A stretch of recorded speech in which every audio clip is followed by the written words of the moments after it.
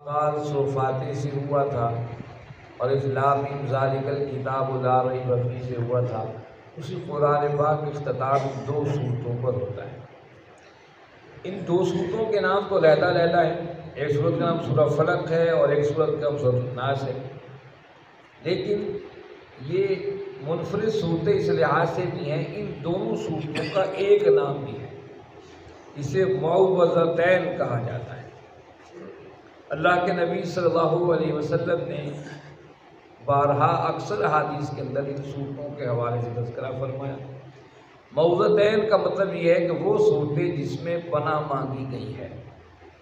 ان دونوں کے شروع میں قل اعوذ کے الفاظ ہیں کہ میں پناہ مانگتا ہوں، میں پناہ مانگتا ہوں، اس لیے انہیں معوذتین کہا جاتا ہے۔ وہ دو صورتیں میں پناہ مانگی گئی۔ ان دو صورتوں کی بڑی فضیلت ہے، بہت زیادہ فضیلت ہے۔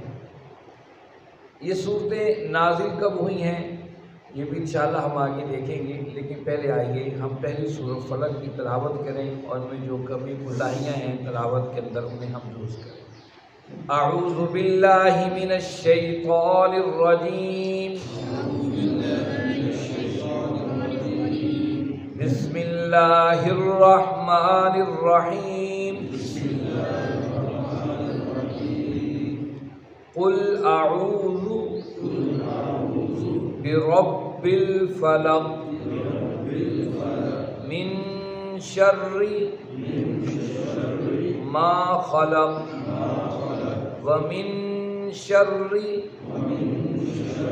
غاسق اذا وقب ومن شر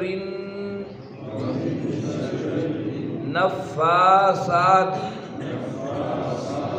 فی العقد ومن شر حاسد اذا حسد۔ اس سورت کا نام سورہ فلق ہے اور ان دونوں سورتوں کا نام سورہ معوذتین ہے۔ اس کے حوالے سے دو روایات موجود ہیں، ایک روایت یہ ہے یہ مکہ میں نازل ہوئی اور ایک روایت یہ ہے یہ مدینہ میں نازل ہوئی۔ لیکن مکہ اور مدینہ کے اندر نزول کا جو اختلاف صحابہ کے اندر رہا ہے اس کی وجہ یہ نہیں ہے کہ ان کا کوئی ایسا اختلاف تھا، بلکہ یوں ہوتا تھا کہ بعض اہم مواقعوں پر یہ صورت اگر مکہ میں اتری تھی، مدینہ میں بعض دفعہ حالات کیسے ہوئے تو پھر دوبارہ جب اللہ کے نبی صلی اللہ علیہ وسلم نے تلاوت کی تو بعض نئے آنے والے صحابہ یہ سمجھے شاید یہ ابھی نازل ہوئی۔ اور آپ سب جانتے ہیں کہ اللہ کے نبی صلی اللہ علیہ وسلم وما ينطق عن الهوى، وحی کے بغیر کلام نہیں کیا کرتے تھے۔ اسے بعض صحابہ سمجھتے مکی صورت ہے، بعض صحابہ سمجھتے مدنی صورت، لیکن مکی صورت پہ اکثر صحابہ کا اجماع ہے کہ دونوں صورتیں مکی ہیں اور مکہ کی ابتدائی اس دور کے اندر نازل ہوئی جس وقت اللہ کے نبی صلی اللہ علیہ وسلم کی مخالفت لوگوں نے شدید کر دی۔ اب یہ صورتیں دونوں ہیں اس وقت جس وقت آپ پر تکلیفوں کے ہر قسم کے آپ کے اوپر آزما لیے گئے تھے۔ اب لوگ سوچنے لگے کوئی اور ذرائع، نئے سے نئے ذرائع تلاش کرو اللہ کے نبی صلی اللہ علیہ وسلم کو تکلیف دینے کی۔ اس پر یہ صورتیں اتری کہ اس کو آپ نے فرمایا کہ یہ حفاظت کے لیے ہے اور اتنی عام صورتیں ہیں۔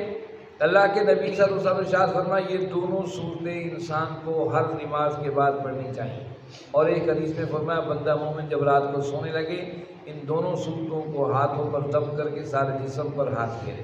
اما عائشہ صدیقہ رضی اللہ تعالیٰ فرماتی ہیں کہ اللہ کے نبی صلی اللہ علیہ وسلم کا ہمیشہ سے یہ معمول یہ تھا، آپ ان چاروں کل یہ فلق والناس سورہ قل هو اللہ احد اور قل یا ایھا الکافرون چاروں صورتوں کو آپ پڑھ کر سارے جسم پر دم کیا کرتے تھے۔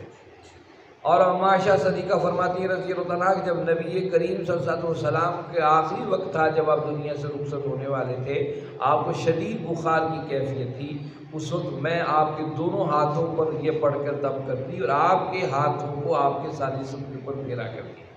اس لیے ہمیں بھی چاہیے کہ ان صورتوں کو ہم پڑھیں، ہاتھوں پر پھونکیں اور سارے جسم کے اوپر ہم پھیریں، اس سے اللہ کی حفاظت کے اندر بندہ ہو جاتا ہے۔ لیکن یہ صورتیں مدینہ کے اندر بڑی اہمیت کے ساتھ نظر آتی ہیں۔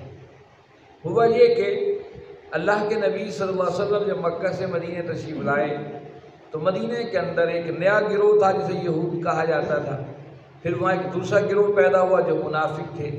یہ ہر وقت کوشش کرتے تھے اس دعوت اور اس تحریک کو روکا جائے، اللہ کے نبی صلی اللہ علیہ وسلم کو تکلیف پہنچائی جائے۔ انہوں ہر ذرائع اور وسائل استعمال کر لیے، اللہ کے نبی صلی اللہ علیہ وسلم کو ٹیز کرنے کا، آپ کو دکھ دینے کا، تکلیفیں دینے کا، خفیہ حملے کرنے کا، پیچھے سے حملہ آور ہونے کا، آپ کو شہید کرنے کا، ہر ذرائع استعمال کر لیے، اللہ نے حفاظت فرمائی۔ صلح حدیبیہ جب ہو گئی، یہ ہجرت کے 6 سال صلح حدیبیہ کا معاملہ ہوا تھا۔ صلح حدیبیہ کیا تھی؟